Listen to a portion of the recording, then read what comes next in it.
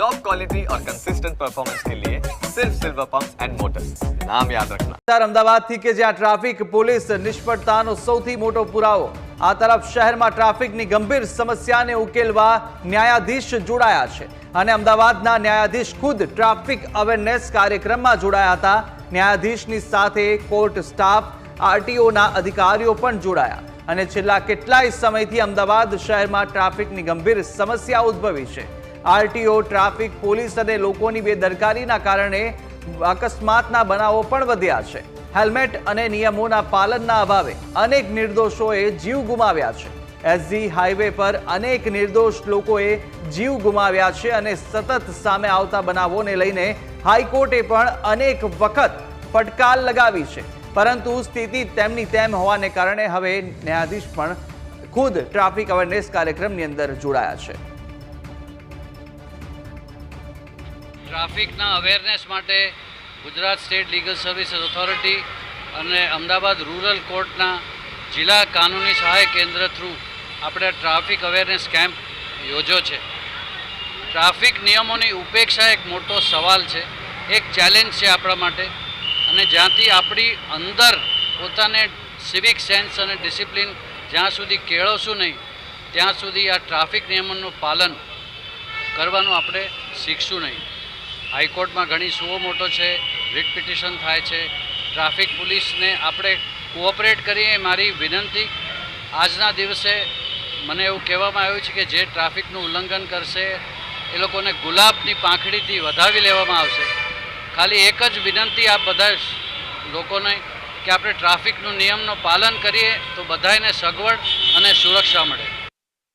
તો આજ મુદ્દે વધુ વિગતો સાથે સંવાદદાતા જયેશ જોડાઈ ચૂક્યા છે। જયેશ, હાઈકોર્ટે પણ અનેક વખત ટ્રાફિક નિયમોને લઈને ફટકાર લગાવી છે, પરંતુ સ્થિતિ જેમની તેમ જ જોવા મળી રહી છે અને આખરે અંતે હવે ન્યાયાધીશ પણ આ ટ્રાફિકના અવેરનેસ કાર્યક્રમની અંદર ભાગ લઈ રહ્યા છે।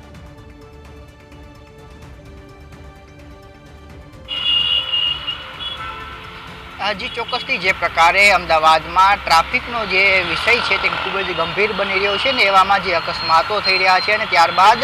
હાઈકોર્ટ દ્વારા છે તે આ મુદ્દો છે તે હાથ ઉપર લેવામાં આવ્યો છે અને છેલ્લા ઘણા વખતથી હાઈકોર્ટમાં સુનાવણી ચાલી રહી છે, પરંતુ હવે આ મુદ્દાને લઈને હાઈકોર્ટ છે ક્યાંક ને ક્યાંક આક્રમક વલણ છે તે અપનાવી રહી હોય એ પ્રકારનું જોવા મળે છે ને તેને પગલે જે ટ્રાફિક પોલીસ અને આરટીઓ છે તે ખુદ કામગીરી કરવા માટે છે તે ફરજ પડી રહી છે ને એવામાં હવે જ્યારે આ નિયમ છે તે કરવામાં આવ્યો છે, ખાસ કરીને કે દ્વિચક્રી વાહન હોય તો લોકોએ હેલ્મેટ પહેરવું ફરજિયાત કરવામાં આવ્યું છે, પરંતુ એની અમલવારી ક્યાંક ને ક્યાંક રોડ ઉપર છે એટલે કે ફિલ્ડમાં નથી જોવા મળી રહી। જેનું કારણ એ છે કે હવે જે એનજીઓ સહિતની જે સંસ્થાઓ છે તે ખુદ મેદાનમાં આવી રહી છે ને આજે પણ એક કાર્યક્રમ ગ્રામ્ય કોર્ટ દ્વારા કરવામાં આવ્યો, જેમાં ગ્રામ્ય કોર્ટના પ્રિન્સિપલ જસ્ટિસ છે તેઓ હાજર રહ્યા, તે સાથે ગુજરાત હાઈકોર્ટના જજ બિરેન વૈષ્ણવ છે તે પણ હાજર રહ્યા। તેમાં પ્રમુખ કારણ એ છે કે ટ્રાફિક પોલીસ અને આરટીઓની તો ક્યાંક ને ક્યાંક નિષ્ફળતા છે, પરંતુ જે પ્રકારે પબ્લિકની જાગૃતિ હોવી જોઈએ એ નથી જોવા મળી રહી, પબ્લિક સપોર્ટ છે તે નથી જોવા મળી રહ્યો, તેને કારણે મુશ્કેલી છે તે પડી રહી છે। અત્યારે પણ હું આ હાઈકોર્ટની બહાર છું ને તમને દ્રશ્ય બતાવવાના પ્રયાસ કરીશ કે અહીંથી જે વાહન ચાલકો પસાર થઈ રહ્યા છે તે પણ હેલ્મેટ વિનાના છે તે અહીંથી પસાર થઈ રહ્યા છે, ત્યારે લોકોમાં છે થોડી ઘણી જાગૃતિ આવી છે। કેટલાક લોકો હેલ્મેટ સાથે જોવા મળી રહ્યા છે, પરંતુ જે રોડ ઉપરથી પસાર થઈ રહ્યા છે એમાંથી મોટા ભાગના જે વાહન ચાલકો છે તે હેલ્મેટ નથી પહેરી રહ્યા અને એ જ મુખ્ય કારણ છે। તમે જોશો તો ખુદ વકીલ છે તે પણ હેલ્મેટ નથી પહેરી રહ્યા અને અહીંથી પસાર થઈ રહ્યા છે। આ જ પ્રકારે જે તમામ દ્વિચક્રી વાહનો છે અહીંથી પસાર થઈ રહ્યા છે તેમના માથા ઉપર હેલ્મેટ છે તે જોવા નથી મળી રહ્યું, જેનું કારણ એ છે કે હાઈકોર્ટ અનેક વખત ટકોર કરી ચૂકી છે। ટ્રાફિક પોલીસને છે તે કહેવામાં આવ્યું છે કે તમે સતત કામગીરી કરવામાં આવે અને જે હેલ્મેટ નથી પહેરતા એવા લોકો વિરુદ્ધ દંડ છે તે પણ કરવામાં આવે ને આકરા નિયમો છે તે પાડવામાં આવે, પરંતુ આ હાઈકોર્ટ પરિસરની બહારના દ્રશ્યો છે કે જ્યાં આ લોકો વાહન ચાલકો છે તે હેલ્મેટ વિના છે તે ફરી રહ્યા છે, બે રોકટોક ફરી રહ્યા છે ને તેનું કારણ એ છે કે પોલીસ વિભાગમાં પણ મોટી સંખ્યામાં જે જગ્યા છે તે ખાલી પડી છે, તેને કારણે આ સ્થિતિ છે તેનું નિર્માણ થઈ રહ્યું છે અને હવે ખુદ ન્યાયાધીશો અને કોર્ટ દ્વારા એ પ્રકારનું વલણ છે તે અપનાવવામાં આવી રહ્યું છે કે લોકો જાગૃત બને તે માટે અવેરનેસ કાર્યક્રમ કરવામાં આવી રહ્યા છે। આજે સવારે પણ એક કાર્યક્રમ કરવામાં આવ્યો જેમાં ગ્રામ્ય કોર્ટ સહિત હાઈકોર્ટના જજ છે તે જોડાયા, તે સાથે વકીલો જોડાયા, જે કાનૂની સત્તા સેવા મંડળ છે તે પણ જોડાયું અને લોકોને ક્યાંક ને ક્યાંક જાગૃત કરવા માટે પ્રયાસ કરવામાં આવ્યો, પરંતુ સાથે સાથે જેની જવાબદારી છે એવું ટ્રાફિક પોલીસ ક્યાંક ને ક્યાંક ઊણું ઉતરી રહ્યું છે, કામગીરી જે કરવી જોઈએ તે નથી થઈ રહી ને તેને કારણે લોકો રસ્તા ઉપર હેલ્મેટ વિના ફરી રહ્યા છે. તેનું કારણ એ પણ છે કે પોલીસ પાસે પૂરતું સંખ્યાબળ નથી, તેને કારણે આ મુશ્કેલી પડી રહી છે. અને હાઈકોર્ટે એ ટકોર પણ કરી છે કે વહેલામાં વહેલી તકે જે ખાલી જગ્યાઓ છે તે ભરવામાં આવે, જેથી કરીને જે નિયમો છે તેનું પાલન લોકો પાસે કરાવી શકાય. બિલકુલ જયેશ, જે રીતે છેલ્લા ઘણા સમયથી આપણે પણ જોયું છે કે અનેક સ્પેશિયલ ડ્રાઈવ પણ ટ્રાફિકના નિયમોનું પાલન કરવા માટે ચલાવવામાં આવી હતી પોલીસ દ્વારા, પરંતુ પોલીસ સદંતરે નિષ્ફળ ગઈ હોય તેવો આ એક મોટો પુરાવો છે, કારણ કે આવી સ્પેશિયલ કાર્યક્રમો યોજવા પડે છે ને જેમાં ન્યાયાધીશ ખુદ ઉતરે છે. શું ગૃહ વિભાગ કે કોઈ સરકાર દ્વારા આ મુદ્દે ગંભીર રીતે વિચારણા કરવામાં આવશે, કોઈ કડક અમલવારી કરવામાં આવશે કે કેમ, શું લાગી રહ્યું છે આને જોતા?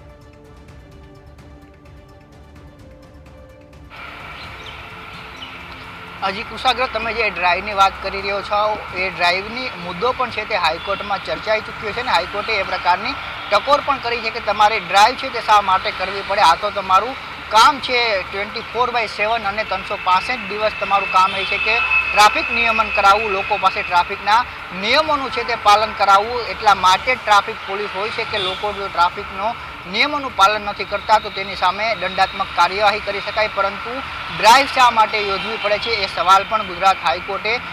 પોલીસ સમક્ષ ઉઠાવ્યો હતો. જે ટ્રાફિક જેસીપી હાજર રહ્યા હતા તેમને પણ કહ્યું હતું, આરટીઓ જે હાજર રહ્યા હતા તેમને પણ કહ્યું હતું કે તમે ડ્રાઈવના નામે છે માત્ર આંખોમાં ધૂળ નાખવાનું કામ કરો છો, આઈ વોશ છે તમારી ડ્રાઈવ છે, એ પ્રકારની ટિપ્પણી હાઈકોર્ટ કરી ચૂક્યું છે. તેમની જે વિભાગની જવાબદારી છે તે વિભાગે